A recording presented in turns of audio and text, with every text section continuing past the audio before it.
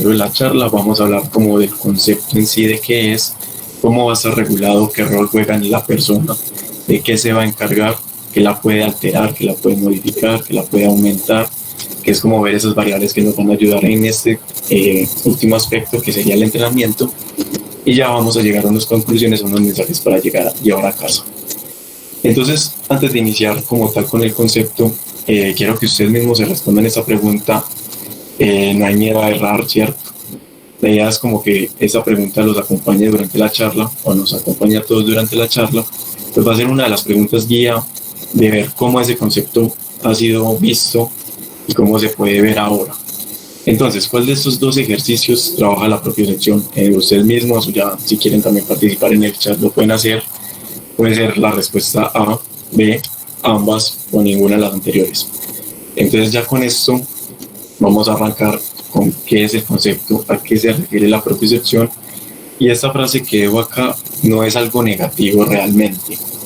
Antes es la idea, pues uno de los objetivos del día de hoy, que cada uno de ustedes empieza a conseguir herramientas para crear sus propios conceptos, que ustedes lo puedan entender y lo puedan llevar a cabo. Entonces, como definición de qué es, va a ser toda esa información que vamos a recibir constantemente por los diferentes propioceptores o los diferentes sensores que están ubicados en tejidos blandos, en la parte articular, ligamentos, cápsula. El sistema vestibular también va a brindar información y todo lo que es el sistema visual, y obviamente los mecanorreceptores ubicados en la piel. Esto es lo que nos va a permitir reconocer como tal o comprender, va a ser en dónde está ubicado mi articulación en el espacio o mi segmento en el espacio, si se está moviendo o no, o si está recibiendo carga.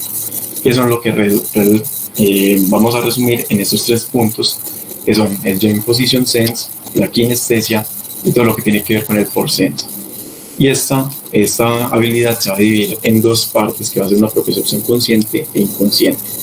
Entonces, palabras más, palabras menos, va a ser toda la información que recibo constantemente por mi sistema musculoesquelético, que me va a permitir saber dónde estoy ubicado en el espacio y si me estoy moviendo o no, y si ese movimiento está acompañado de una resistencia o no.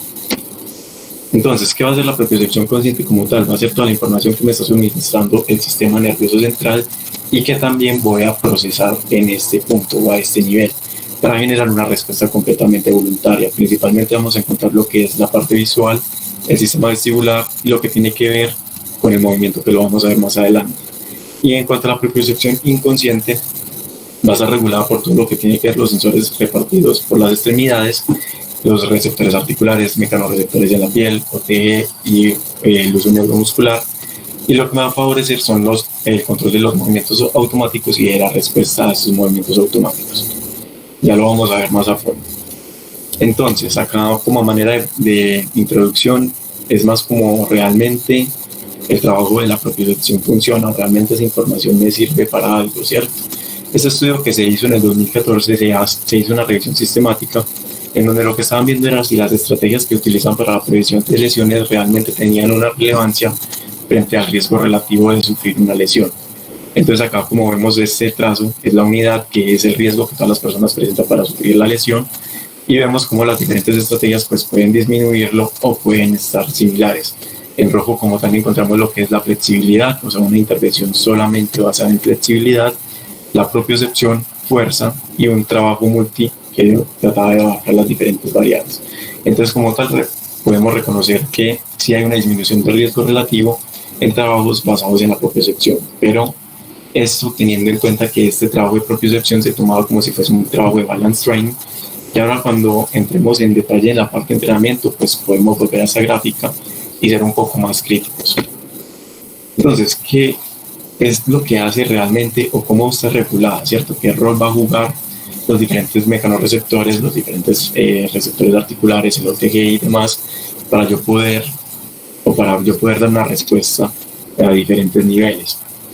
Pues vamos a empezar con la propiocepción consciente. Como les comenté, vamos a tener tres grandes sistemas que nos van a brindar esa información. Uno es el aspecto visual, el vestibular, y por último vamos a tener el movimiento. El movimiento obviamente también va a estar implicado en la propiocepción inconsciente, pero lo coloqué a ese nivel porque nos va a suministrar mucha más información cuando nos estamos sometiendo a un estímulo completamente nuevo, cuando nos estamos empezando a hacer gestos que antes no hacíamos, o cuando estábamos recuperando gestos que dejamos de hacer por alguna lesión, por algún proceso patológico, por alguna intervención quirúrgica. Para entender esto más, como un ejemplo, tenemos un paciente que tuvo, no sé, una ruptura del ligamento cruzado anterior, está recuperando la marcha. Entonces ese gesto de marcha va a generar mucha información propioceptiva porque es un gesto completamente, de comillas, nuevo, ya que en mucho tiempo no se había recibido este tipo de información. Eso lo que va a favorecer es cómo se va dando el aprendizaje motriz, cómo se va llegando a esa automatización del movimiento. Aquí más como en forma, pues acá están literalmente como todas las vías en diagrama, tanto la parte inconsciente como consciente, pero para no redondar mucho en esto, lo que vamos a tener en cuenta es, estoy recibiendo constantemente información de mis diferentes receptores propioceptivos y estos van a tomar dos vías, una que puede ser la consciente que se va a ir directamente a toda la parte subcortical y posteriormente la cortical para dar una respuesta voluntaria, o por el contrario va a tener una vía que tiene que ver con los núcleos de la base y cerebelo para una respuesta inconsciente, pero que al parecer, pues que a la manera de que yo la voy entrenando, dándole nueva experiencia, dándole nuevos estímulos, esa respuesta puede ser más precisa. Y acá también vamos a encontrar pues como otra de las vías que se pueden definir, pero esta va a ser más por las aferencias vestibulares que van a desencadenar tres reflejos principalmente. El vestíbulo ocular, que refiere cómo yo centro la escena de la retina para poder mantener pues centrado todo lo que tiene que ver con los estímulos nuevos que les estoy dando. Lo que tiene que ver con el reflejo vestíbulo cólico, que tiene que ver con la distribución del cuello o de la cabeza en el espacio, y eso también va a desencadenar un reflejo vestíbulo espinal, que también lo llaman cérvilo cólico, que ya tiene que ver con respecto al tronco, de cómo el tronco se va a posicionar y se va a alinear con la cabeza.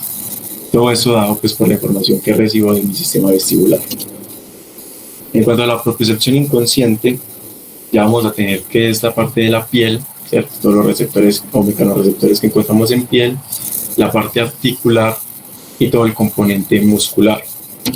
Entonces, ¿qué podemos encontrar en la propiocepción inconsciente? Pues como hablando de algunos receptores, el uso neuromuscular, que lo que va a favorecer es la respuesta a lo que son los cambios en la longitud y la velocidad con la que se dan estos cambios.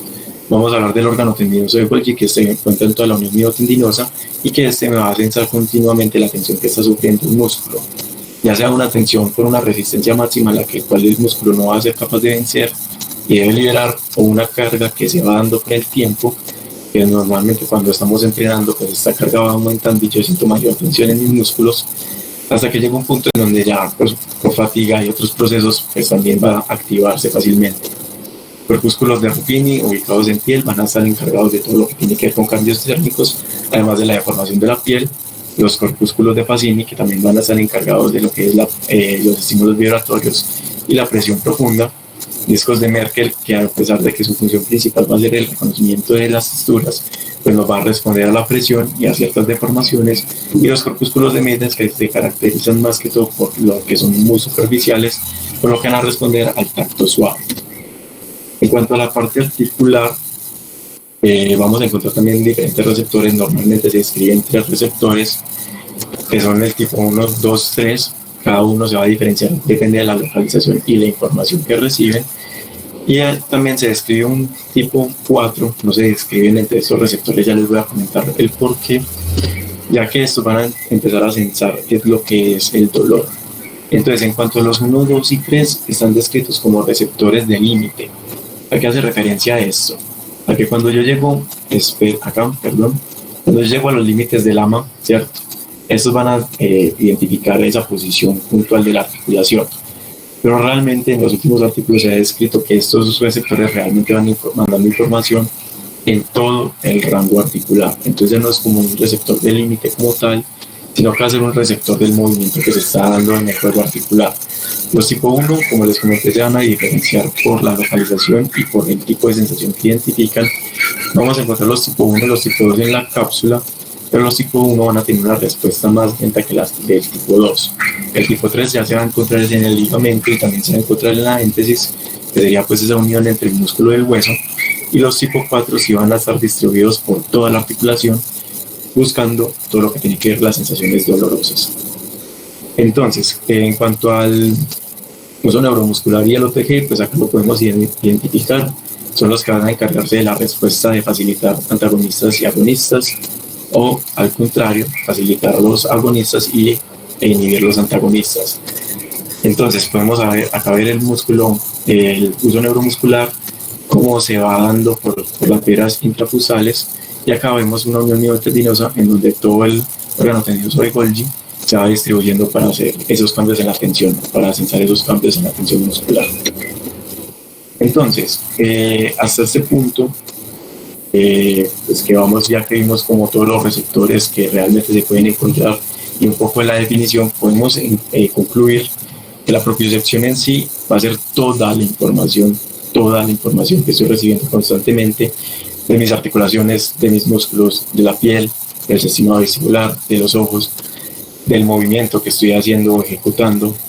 Entonces, cuando hablamos de que realmente trabaja la propiocepción, nos quedaríamos cortos en decir que solamente los ejercicios que trabajan en inestables, que solamente los ejercicios que trabajan para el control postural serían ejercicios para la propiocepción, ¿cierto? Ya que yo estoy recibiendo información constante en cada uno de estos movimientos. Entonces acá en este aspecto sería la respuesta de ambos, realmente con ambos gano información propioceptiva. Esto, ahorita vamos a retomar la pregunta, pero la vamos a cambiar un poco. Entonces, ya que sabemos pues, que es mucha información, ¿para qué me va a servir tanta información, cierto? ¿De qué se va a encargar como tal la propiocepción? Entonces vamos a encontrar diferentes funciones, en sí las que más se hablan o las que más les atribuimos en la parte de la protección y en la parte de la estabilización articular. Entonces en la estabilización articular, como ya vimos, todo lo que tiene que ver con las sensaciones, ¿cierto? El hecho de que yo reciba una perturbación pues va a favorecer a que yo active un grupo muscular u otro, o los active en conjunto con una coactivación para generar una protección de la articulación. Entonces todo lo que tiene que ver con esa coordinación intramuscular y todo lo que tiene que ver con esa coordinación intermuscular me va a facilitar todos estos procesos de estabilización articular.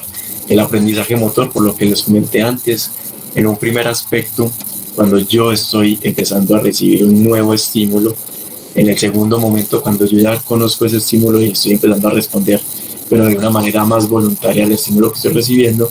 Y un tercer aspecto, en donde ya lo hago de manera automática, la propiocepción pues va a jugar un papel importante en todos estos dos primeros de una manera más consciente, y ya desde el punto de vista inconsciente, en donde ya cuando pase un estímulo diferente al que yo estoy adaptado también me va a brindar información. En cuanto a la parte de protección, vamos a tener en cuenta la que es la anticipación y el stiffness. La anticipación y el stiffness hacen referencia a la rigidez con el músculo, la rigidez del músculo previa a la actividad. Entonces, el hecho de que yo tenga un músculo que es constantemente rígido, que tenga un tono aumentado, no en todos los aspectos es negativo. Es más, es algo de lo que buscan mucho en el deporte, o que buscan mucho en algunas lesiones que tienen que ver más con la inestabilidad. La anticipación, por otro lado, es una acción, como su nombre lo dice, que es previa a yo recibir un estímulo. Cuando yo ya conozco un estímulo que se hace mucho en el deporte o que se hace mucho en los trabajos de repetición, cuando yo conozco el estímulo, pues yo me preparo para recibir ese estímulo de la mejor manera posible, ¿cierto? Entonces eso hace referencia a esta parte de la anticipación. En cuanto al control agonista, tiene que ver con toda esa parte del uso neuromuscular y también del OTG, que van a estar en un constante juego para lo que tiene que ver la protección del músculo y la protección de la articulación. Los patrones de movimiento, todo lo que tiene que ver con este aprendizaje motor, y también los patrones nuevos, con esa conciencia que nosotros le metemos para generar bien el movimiento. La perturbación como manera de generar estrategias para mantener mi centro de gravedad en el punto que es. Entonces, acá vemos cómo literalmente podemos encontrar la propiocepción en todos los aspectos del día a día, a pesar de no ser consciente de eso, ¿cierto?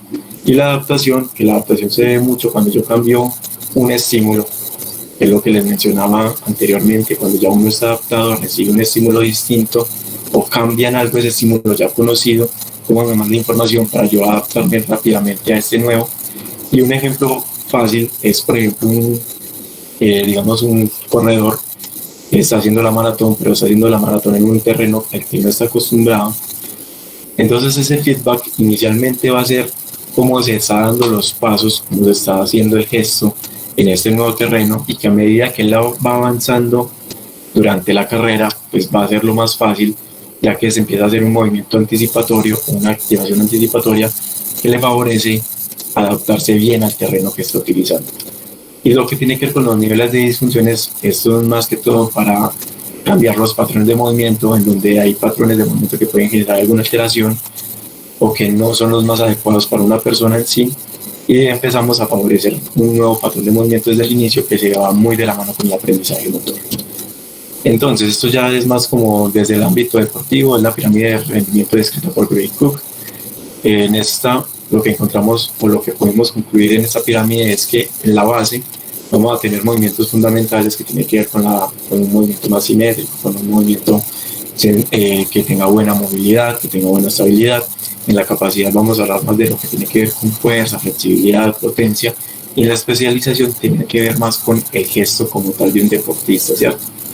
Entonces, acá lo importante es saber que como la propiocepción está en este aspecto donde la persona está empezando a aprender esos patrones que queremos que aprenda, va a estar implícita en todo lo que tiene que ver con los trabajos de fuerza y demás, por lo que hay una activación de los diferentes mecanorreceptores, y también va a estar implícita en los gestos que ya el paciente tiene automatizados para censar el caso de que haya un cambio directo sobre uno de esos movimientos ya adaptados. Entonces, acá es donde aparece nuevamente la pregunta, pero un poco, pues digamos, diferente, en donde ya no es si los dos ejercicios sirven, sino cuál de los ejercicios va a ser más efectivo para trabajar la propiocepción, ¿cierto? ¿Cuál de estos dos realmente me van a brindar un mayor estímulo en todo lo que tiene que ver con esas estrategias protectivas? ¿Me van a dar más información o cuál me va a dar menos información? Y eso por qué, ¿cierto? Entonces igual cada uno se responde la pregunta, y acá empezamos con esta parte que es qué la puede modificar, qué la puede variar, o si efectivamente al estar en todos los movimientos es un sistema que es omnipresente, ¿cierto? Pero realmente no es omnipresente, realmente puede estar, pues se puede cambiar, se puede alterar de muchas maneras. Entonces, ¿qué puede cambiar la percepción que yo estoy sintiendo, o qué me puede dañar la sensación o la información que me está suministrando el cuerpo? En un primer aspecto, todo lo que tiene que ver con el dolor, tanto el dolor agudo, el dolor crónico, la sensibilización central, que pues en situaciones más crónicas o en situaciones más, pues como mal llevadas, digámoslo así, pues puede generar todo lo que tiene que ver con kinesiofobia, ¿cierto? Entonces, cómo el dolor va a favorecer la inhibición del músculo esquelético, cómo el dolor va a favorecer la falta de estímulos, entre otras situaciones que pueden aparecer con respecto a este patrón o a esta sensación. El derrame articular, que se va a acompañar de la inhibición del músculo esquelético por esa inhibición artrogénica que se da, ya sea en el momento de la lesión como en el momento de una cirugía o un procedimiento quirúrgico. El trauma, por la disrupción que se da en el músculo esquelético, por los sensores que hay ahí, y también por la disrupción que se puede dar o por el daño que se pueden dar en los diferentes mecanorreceptores a nivel de piel, a nivel articular. La fatiga, por todo el cambio que tiene que ver con el nivel metabólico, por el aumento en la sensación de la tensión, que este viene muy acompañado por la excitabilidad del OTG a largo plazo, y la falta de estímulos, que a pesar de ser un sistema completamente innato, o sea, yo nazco con una cantidad de receptores, pues mis músculos van a sensar, ¿cierto? Normal. Es una condición completamente adaptativa en base a la información o a las experiencias que yo le vaya suministrando. Entonces, falta de movimiento, una inactividad física inadecuada, un comportamiento sedentario van a favorecer a que, primero, la información que sea mediocre, ¿cierto? La información que estoy recibiendo sea mediocre, y un segundo aspecto, que mi respuesta frente a ese estímulo también vaya a ser mediocre, ya que yo no voy a tener como la capacidad de responder bien a nivel muscular, a nivel óseo, a nivel articular, etc. Entonces, en cuanto a las consecuencias de la reducción, como lo estaba mencionando antes, la disminución de la información suministrada, no voy a tener los mismos estímulos, no voy a sentir las mismas cosas, no porque el cuerpo no quiera en sí, sino que muchas de lo que vimos anteriormente, o mucho de lo que puede disminuye completamente o literalmente le quita completamente la capacidad del cuerpo de sentir esa información. Por ejemplo, la disrupción del daño completo de un ligamento le va a quitar toda su capacidad propioceptiva, a no ser de que uno nuevamente le empiece a favorecer todo lo que es la información o esa capacidad propioceptiva. La disminución de tareas precisas, la disminución en la coordinación y a largo plazo todo lo que tiene que ver con las incompetencias de estrategias, como les mencioné, no solo por la reducción que tiene en la información, sino también por la reducción a la hora de dar una respuesta a ese estímulo o a esa tarea que le estoy exigiendo al cuerpo. La alteración en la percepción de los estímulos, que tiene que ver mucho con todo lo que mencionamos anteriormente, y que esto, pues obviamente me va a favorecer a tener una probabilidad alta de una lesión o una relesión según el caso, y un riesgo de caída o un riesgo de alguna alteración distinta en pacientes que sean por fuera del ámbito deportivo o en pacientes que solamente hacen una actividad física común y corriente, en niños, etc. En cuanto a qué debe, pues qué la puede aumentar, qué la puede estimular más, qué factores me pueden ayudar a que yo dé un estímulo como más adecuado o un entrenamiento más adecuado de este objetivo, ¿cierto?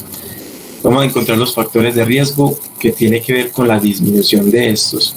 Entonces, ¿qué factores yo puedo intervenir?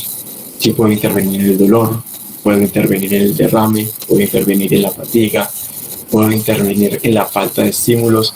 Entonces es reconocer que nosotros podemos tener mucha implicación en esos factores de riesgo y esa intervención pues me va a favorecer a que haya un aumento en toda la información que estamos suministrando al paciente y en caso pues de que estemos aplicándola con nosotros en la información que estamos recibiendo constantemente. Los estímulos. En cuanto a los estímulos, que es donde va esa parte de entrenamiento, entonces acá lo importante es como reconocer qué clase de estímulos estoy dando, ¿cierto?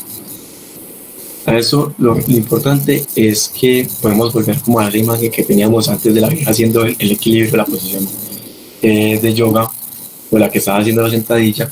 En esta parte de clase hace referencia a que no toda la información que yo estoy recibiendo constantemente es la misma. O sea, no es la misma información que yo estoy recibiendo cuando estoy sometiendo al cuerpo a una perturbación que la información que estoy sometiendo a los músculos cuando estoy haciendo un levantamiento de cargas. ¿Que ambos implican en la propiocepción? Sí. ¿Que aplican de forma distinta? Sí. Entonces ahí está la cuestión, o sea, yo puedo someter al cuerpo a muchos tipos de estímulos, puedo someter a los grupos musculares a muchos tipos de estímulos, pero no voy a implicar la propiocepción en todo, pues de la misma manera en todos esos movimientos, ¿cierto? Entonces acá lo importante es que hay muchos tipos de estímulos que los vamos a ahorita tratar de enumerar en la parte de entrenamiento.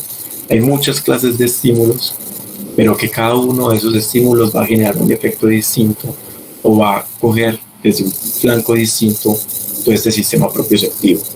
Entonces acá nos encontramos que si solo van a servir las perturbaciones, solo van a servir el trabajo en discos inestables, solo va a servir un trabajo que tenga los ojos cerrados. O sea, la respuesta acá es que vamos a tener muchos tipos de estímulos y que cada uno de esos estímulos va a actuar en un punto diferente o en una información diferente de lo que sensa mi sistema, que ya vimos que trabaja con mucha información. Las adaptaciones son lo que tiene que ver con el aprendizaje motor y cómo llego a los diferentes niveles hasta volverlo algo completamente inconsciente, o también cómo inicio esos primeros puntos. Acá el ejemplo más sencillo es un paciente que tiene una inhibición artrogénica, no es capaz de hacer una contracción voluntaria. Entonces si yo uso electroterapia, todo lo que tiene que ver con algunos estímulos propioceptivos, la coactivación de otros grupos musculares que faciliten la activación voluntaria del músculo blanco, entonces cómo uso otros mecanismos de apoyo para dar todo ese, pues como ese principio o ese aprendizaje motriz en su primera fase. ¿Qué tipo de estímulos puedo suministrarle a ese paciente para que él empiece a hacer los movimientos de manera voluntaria? O cuando ya lo tengo completamente automatizado, ¿cómo hago para que él, cuando reciba un estímulo nuevo, cómo lo lleno de experiencias para que responda frente a diferentes estímulos a pesar de ya tener un movimiento completamente automático? Entonces, ¿cómo la vamos a entrenar? Ya que vimos que hay muchos estímulos hay muchas formas de suministrar la información al sistema propioceptivo, cómo realmente, pues si todo va a servir igual, si todo está estimulando el sistema propioceptivo en el mismo nivel, si todo lo que estamos haciendo pues realmente lo está sacando pues como de manera indirecta, ¿cierto? Entonces, pues lo primero sería como hablar un poco de la evaluación del sistema propioceptivo. Realmente se han descrito muchas, hay demasiados autores que han descrito o tratado de buscar como técnicas puntuales para esto. Encontramos, por ejemplo, la más conocida, que es la de Romberg, en donde encontramos el Romberg normal, Romberg en tándem, y algunos lo describen como Romberg sensibilizado, pero el Romberg sensibilizado para otros autores hace referencia al tándem. Entonces sabemos que es optar la posición, le pedimos al paciente que lo haga con ojos cerrados y con ojos abiertos y tomamos el tiempo en cuanto veamos oscilaciones o la pérdida completa de la posición. Esta es una prueba de reposicionamiento en donde le pedimos al paciente con ojos cerrados. Entonces tenemos al paciente con ojos cerrados, tenemos una diana, tenemos un láser que apunta directamente al centro de la diana y a este paciente que tiene ya los ojos cerrados le pedimos que genere un movimiento voluntario del cuello o lo hacemos de manera pasiva y posteriormente le pedimos que nuevamente ubique el puntero en donde se encontraba antes o que ubique la cabeza en la posición inicial y vemos qué tan diferente puede ser como ese reposicionamiento a nivel cervical. Otras pruebas como el White Balance Test, que tiene que ver con todo lo que es el CEP, ¿cierto? El Star Excursion Balance Test, para ver todo lo que tiene que ver con un factor predictivo en las lesiones de rodilla y tobillo. El FMS, más que todo por lo que tiene que ver con el movimiento consciente. Sabemos que a nivel, pues en cuanto a evidencia, no tiene un valor predictivo de lesión, pero que sí nos suministra mucho en cuanto a la información del control muscular, de todo lo que tiene que ver con las activaciones, movilidad y otros aspectos que pueden desencadenar algunas falencias en algunos gestos y demás. En cuanto, entonces, acá en la evaluación, reconocer que hay muchos autores, tratar de buscar obviamente una evaluación lo más objetiva posible. Romberg tiene muy buena, digamos, como sensibilidad con los pacientes, más que todo en adulto mayor, para el riesgo de caída, es muy útil, da muy buena información de todo lo que tiene que ver con la información, la propiocepción inconsciente.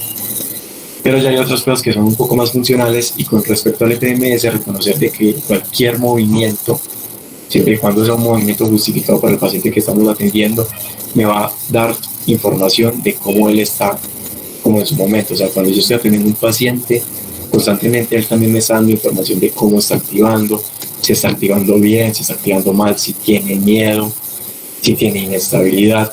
O sea, no solo dejar este aspecto para la evaluación, sino que constantemente, mientras que vamos interviniendo, vamos evaluando con respecto a cómo el paciente se va sintiendo. Esto ya es como, digamos, una clasificación muy arbitraria de los diferentes estímulos que se pueden dar, pero estos estímulos se pueden combinar, ¿cierto? Se pueden dar al tiempo.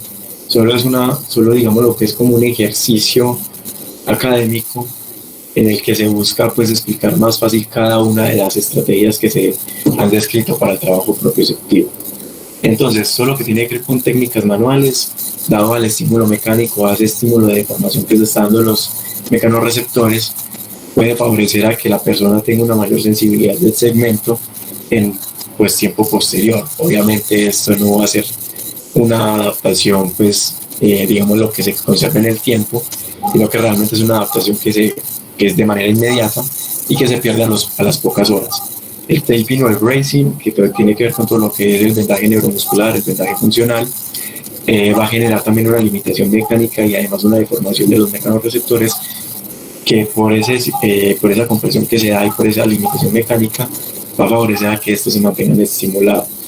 Este también tiene lo mismo de la técnica manual, es algo completamente ligado a la aplicación, ¿cierto? O sea, mientras que yo lo tenga en su aplicación va a generar cierta información, pero no va a generar como efectos adicionales importantes. Y ya cuando se quita, pues obviamente tampoco va a generar efectos a largo plazo. Entonces es algo que se usa en momentos muy puntuales. El ejercicio correctivo entendiéndolo como cualquier tipo de estímulo que va en pro a corregir algún movimiento que queremos hacer en el paciente, o también entendido como cualquier estímulo que esté dirigido ya sea por el paciente con una retroalimentación dada por un espejo o por nosotros dando como esa guía adicional o esa guía externa. Sirve mucho para todo lo que tiene que ver en las fases iniciales, en donde recordemos que el paciente hace un movimiento completamente voluntario y consciente y no tiene ningún estímulo adicional en cuanto a su sistema de alerta, por lo que siempre puede estar constantemente consciente de lo que está ejecutando. El reposicionamiento, como lo vimos en la prueba, está basado en todo lo que tiene que ver con la sensación de la articulación en el espacio, y también se fundamenta en el que hay algunos artículos que dicen que algunos aspectos puntuales en el arco articular no tienen la misma sensibilidad que tienen los límites. Y también por eso se creía que antes esos receptores articulares eran solamente receptores de límite. Entonces, ¿qué es lo que alega o lo que respalda, digamos, esta técnica o este aporte? Es buscar que el paciente haga movimientos cambiando el rango de movimiento, cambiando los ángulos de flexoextensión, de abducción o abducción, ¿cierto? Cambiando todo ese tipo de ángulos para que todo el rango de movimiento tenga una activación, tenga una respuesta y sobre todo tenga información. La sensación de la fuerza de esfuerzo es uno de los modelos que también ya es muy conocido, que tiene que ver con todo lo del neuromuscular training y el reactive neuromuscular training. Es mantener una carga constante sobre un grupo muscular o facilitar a que un grupo muscular mantenga constantemente activo, ¿cierto? Esto con el fin de que su stiffness, su rigidez previa a la actividad esté aumentada, o que cuando esté en la actividad tenga una mayor participación de cualquiera de los gestos que yo esté trabajando.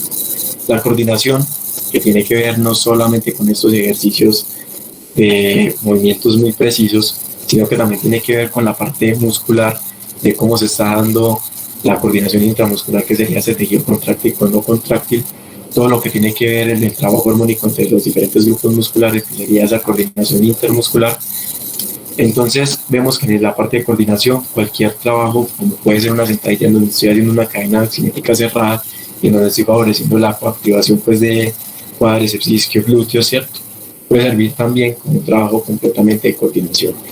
Entonces acá es, como les mencionaba antes, se pueden hacer trabajos combinados, se pueden cumplir diferentes categorías en un solo ejercicio, en un solo gesto, solo que esto es más fácil para uno identificar diferentes tipos de estímulo. En cuanto al performance, el performance lo vamos a tener en cuenta como cualquier estímulo que genere resistencia en el músculo, ¿cierto?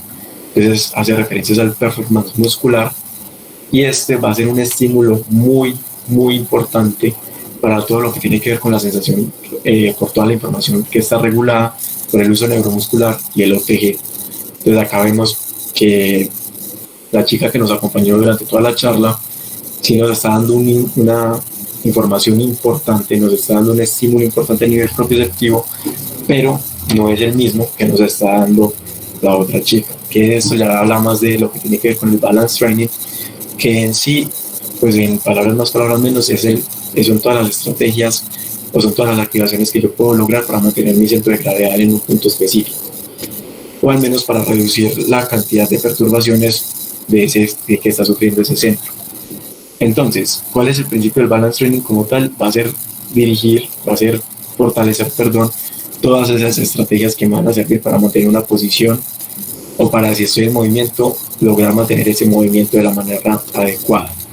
Obviamente a mayor perturbación, que acá es donde se justifica el uso de inestables, se justifica el uso de bases, de menos base de sustentación, ¿cierto? A mayor perturbación, pues mayor van a ser las activaciones, mayor van a ser la búsqueda de reclutamiento para generar unas estrategias más específicas, y obviamente ese mantenimiento de la posición se va a dar con resultado del feedback y esa anticipación previa a estímulos ya conocidos, que es el feedback. La pliometría tiene que ver con todo lo que es ese ciclo de alargamiento y acortamiento del músculo, no solamente hace referencia al impacto como tal, y esto me va a dar una información importante a nivel del uso neuromuscular, pues recordemos que esto no solo se entra si se alarga o se acorta, sino que tan rápido lo hace, ¿cierto? Y el aterrizaje, en caso de que ya estemos hablando puntual de un estímulo de impacto, va a favorecer a los diferentes niveles, más que todo a los receptores articulares.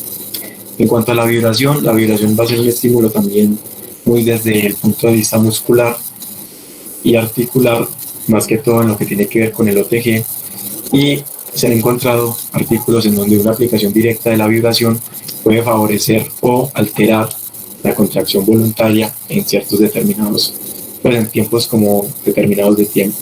Como por ejemplo, el estudio puntualmente lo que hicieron fue someter a el tendón del cuádriceps a una vibración constante, fue casi aproximadamente de 30 a 40 segundos, y posteriormente le pidieron la contracción voluntaria del extensor de la rodilla y vieron que hubo una disminución en la activación por todo lo que tiene que ver, se me está yendo el nombre, de la electromiografía.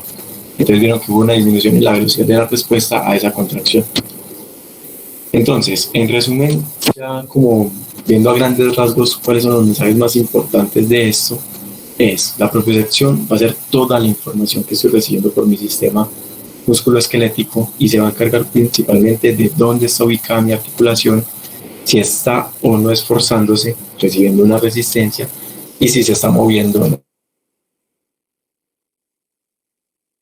Se puede aumentar de muchas formas, ¿cierto?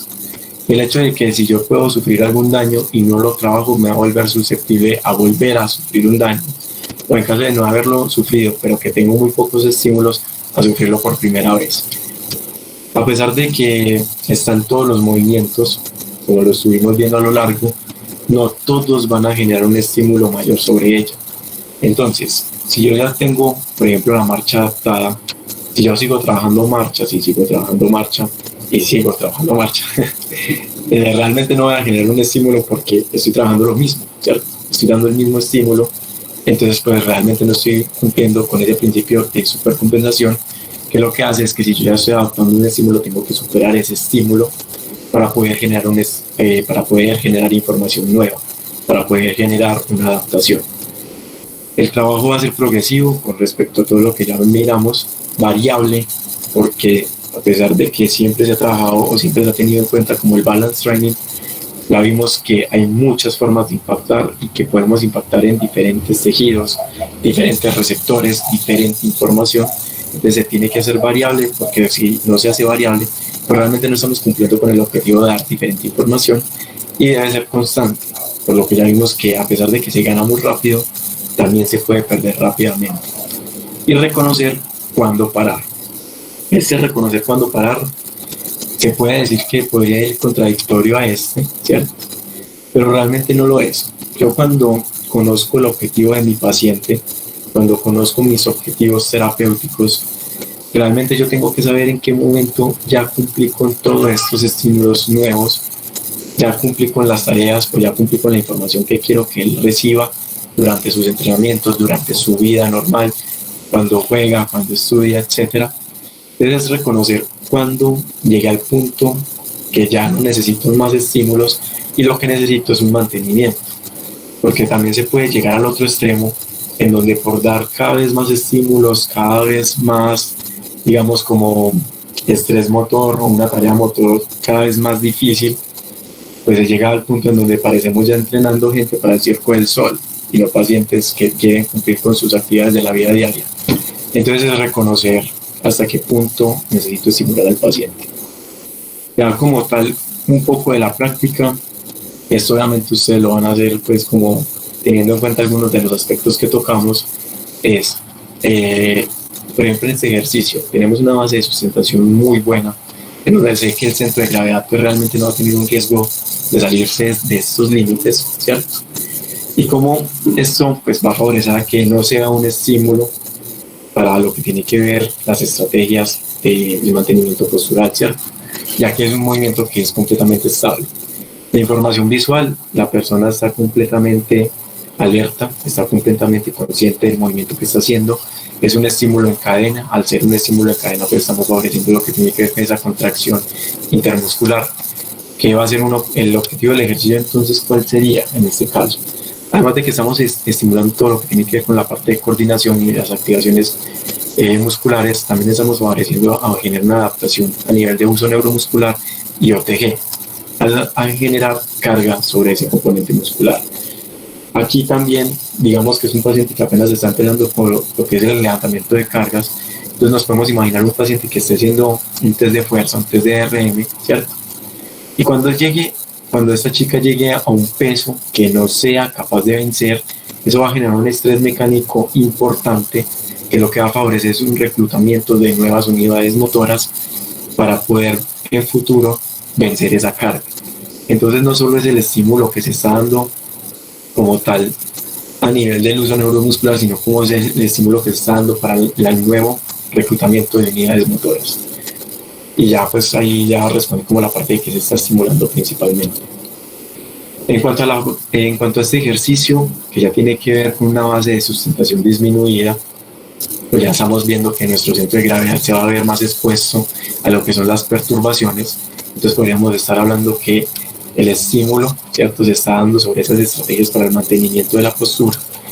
Si cambiamos un poco lo que es la información visual, pues podemos favorecer a que sea un ejercicio más desde el punto de vista de la propiocepción consciente, o si cerramos los ojos, vamos a favorecer a que sea un punto de vista más desde la propiocepción inconsciente, ¿cierto?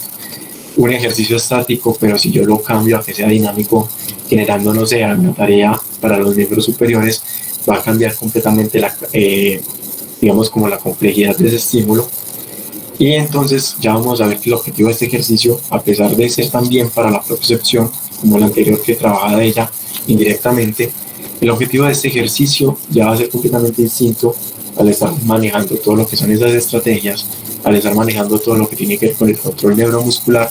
Y si lo hacemos de una manera estática, al estar trabajando en lo que es la coordinación, pero desde un punto de vista intramuscular, no intermuscular. Y ya como tal un ejercicio pues también muy básico. Entonces, ¿qué pasa cuando nosotros tenemos en cuenta la marcha? Si estamos buscando la marcha, ahí ya la pregunta es, ¿realmente esta clase de actividad va a generar un estímulo en la propiocepción, ¿cierto? Y el pastel pues obviamente va a ser la imagen en donde la pregunta inicial va a ser ¿a quién estoy tratando?, ¿cierto? ¿En qué fase de la rehabilitación está el paciente que yo estoy viendo? ¿En qué fase de la rehabilitación pues está?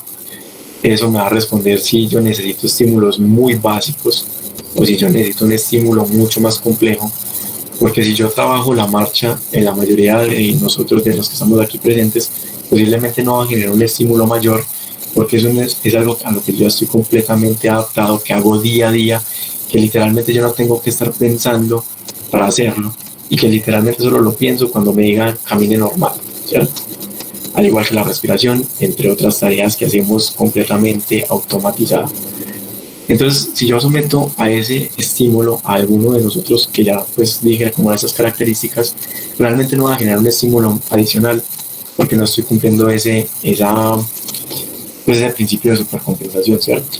Pero si yo le hago este estímulo a un adulto mayor que pues digamos que se la pasa sentado 8 horas día, que es pues una situaciones pues digamos como exageradas, pero que suceden, entonces ese estímulo realmente va a ser muy importante a nivel propioceptivo, muy importante a nivel fuerza. Entonces vemos cómo la información va a depender, es completamente del paciente, completamente del objetivo terapéutico con ese paciente.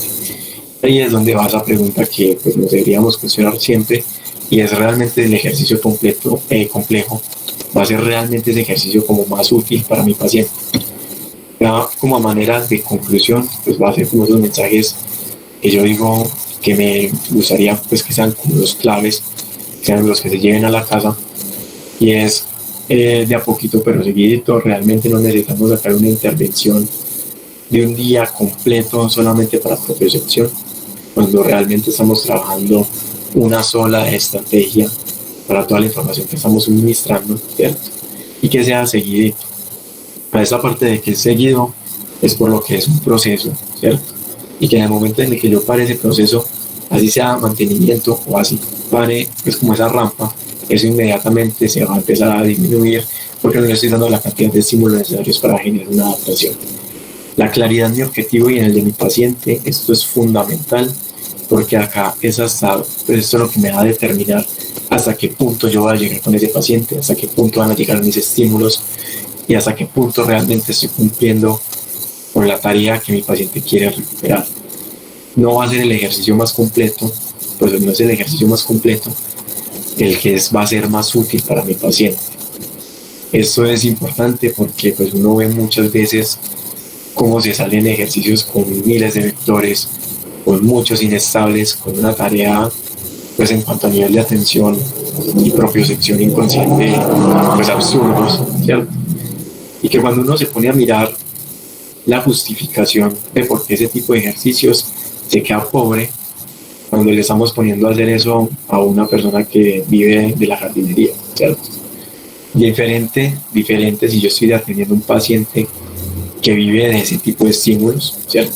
Donde ya esos estímulos están completamente justificados porque van en la vida de mi paciente. Ya esto es lo que quiero llegar con esta frase. Es reconocer reconocer el objetivo como tal. Se debe variar y se debe estimular. Pues ¿a qué hago referencia con esto? El hecho de que la propiocepción esté implícita en todo no significa que no vaya a ser un objetivo de rehabilitación, ¿cierto?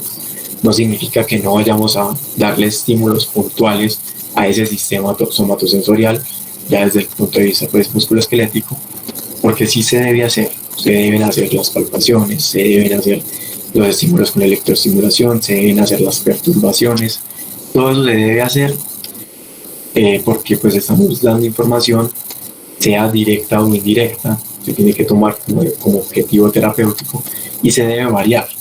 Debe variar porque el hecho de que yo trabaje un día propiocepción pero solo estoy haciendo ejercicios de equilibrio, se debe variar porque no estoy dando la información a los diferentes receptores que podemos encontrar. Entonces, no solo es equilibrio, no solo es fuerza, no solo es coordinación, ya vimos que está implícita en casi todo lo que hacemos.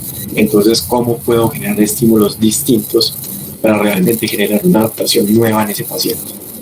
La clasificación exhaustiva, recuerden que no es así. Eso fue más como un ejercicio académico para hacerlo más fácil, pues como la explicación de cada una de las maneras que se pueden describir o se pueden utilizar, porque yo puedo combinar completamente todas las categorías, ¿cierto? Reconocer el alcance de las estrategias externas, esto mencionando puntualmente las que se dijeron anteriormente, que era la técnica manual, todo lo que tiene que ver con los masajes y demás, y también todo lo que tiene que ver con las estrategias de vendaje. Reconocer que estas sirven o que sirven para dar un cierto estímulo propioceptivo, pero no van a suplir la capacidad de mi cuerpo para generar maniobras de protección. Entonces no me van a suplir la estabilización articular dada por el componente muscular, por todos esos estabilizadores externos, ¿cierto? No me van a suplir la capacidad de mis ligamentos para saber en qué posición están, que es la información propioceptiva que están dando constantemente. Entonces reconocer que estas estrategias van a servir, pero no van a suplir una buena rehabilitación, no van a suplir un buen entrenamiento.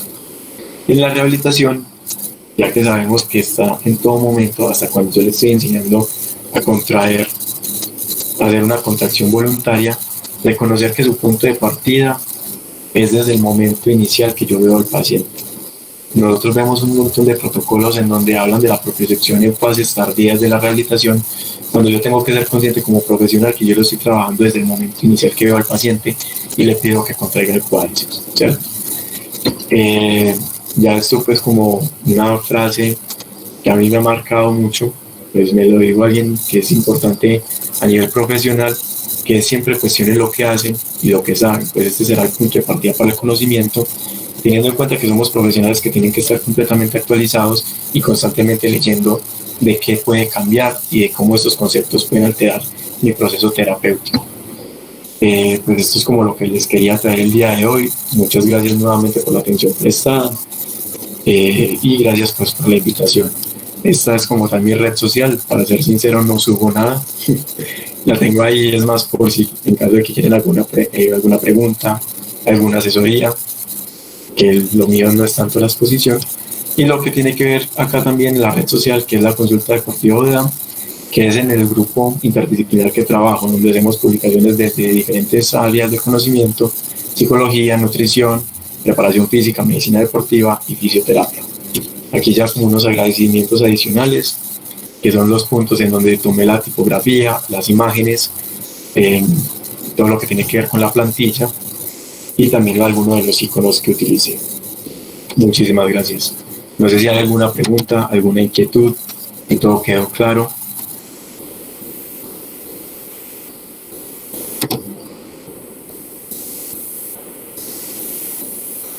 Listo, ahí se hizo una pregunta muy interesante, gracias Daniela por hacerla, que es porque la propiocepción solo se trabaja en los miembros inferiores.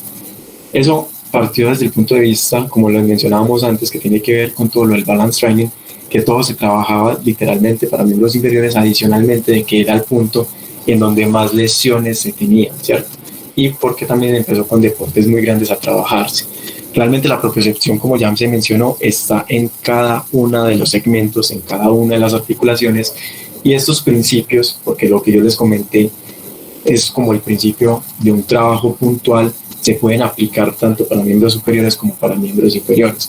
O sea, yo puedo someter a inestables a los miembros superiores, yo puedo someter a un performance muscular o una resistencia a los miembros superiores, y eso no va a tener como ninguna como implicación como tal. Entonces se tiene que hacer, se debe hacer, y si el trabajo pues, o el objetivo del paciente lo amerita, se tiene que tomar en cuenta también. Muchas gracias, Aitani, por la pregunta.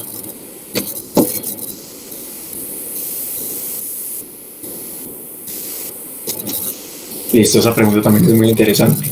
Entonces, para iniciar el trabajo, perdón, ¿alguien iba a comentar algo?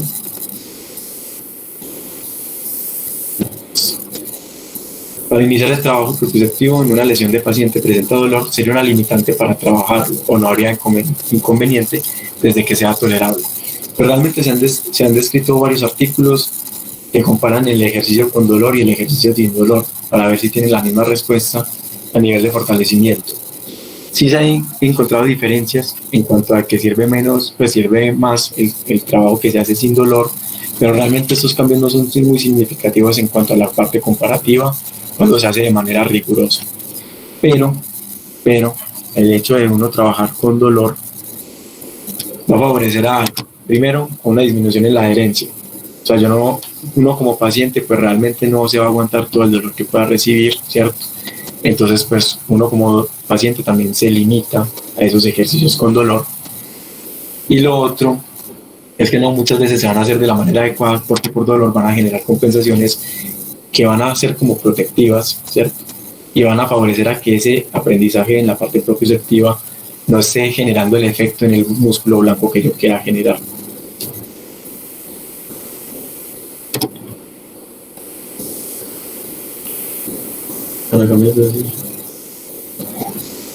Listo, entonces, cuando uno llega a la parte ya como tal a esta parte dinámica, ahí yo no sé si todos están pues como en el chat viendo las preguntas, es cómo se debe trabajar un estímulo propioceptivo para los cambios direccionales en la adaptación del ejercicio, ¿cierto? Cuando lo que estábamos hablando ahora de todo lo que tiene que ver con el principio de supercompensación, la idea es uno ir favoreciendo a que pasar de lo estático a lo dinámico, y esto también se aplica en esos deportistas que vienen de una lesión. Entonces, hablamos del caso más común, un ligamento cruzado anterior, cuando yo ya estoy sometiendo al paciente a cargas de tipo impacto en carrera vertical, y cuando ya estoy empezando a favorecer los cambios de dirección, yo ya tengo que esperar a que mi paciente tenga un nivel de propiocepción elevado, ¿cierto? O sea, ya los tengo que estar sometiendo a ejercicios de diferentes, ya sea fuerza, de diferentes trabajos, ya sea balance training, de diferentes trabajos, sea control neuromuscular, que tengan las estrategias o digamos como todos los componentes necesarios para que cuando yo lo someto a un estímulo de cambio de dirección lo tolere, sin tener en cuenta que eso también está generando un estímulo propioceptivo, ¿cierto? O sea, acá ya no solo la implicación propioceptiva, sino que realmente también tiene que ver la adaptación de los diferentes tejidos adicionales. Listo, en cambio de personas con tipo de demencia, eso sí se va a encontrar casi que a nivel, pues casi que todos los niveles, por lo que primero vamos a tener una alteración completa de todo lo que tiene que ver con ese mecanismo de la propiocepción inconsciente, ya que la vía pues va a estar alterada, ¿cierto? Y además, al no generar una respuesta voluntaria también, que va a ser pues como, pues digamos, ¿cómo lo pongo? Que no va a ser la más acorde al estímulo que le estoy suministrando. Ya sabemos que en ese aspecto el paciente tiene una alteración completa de nivel propioceptivo. cómo se puede trabajar. En este tipo de pacientes lo que se busca más que todo es que se continúen esas activaciones musculares y ahí estar dando el estímulo pues como a nivel del uso neuromuscular y el OTG. Realmente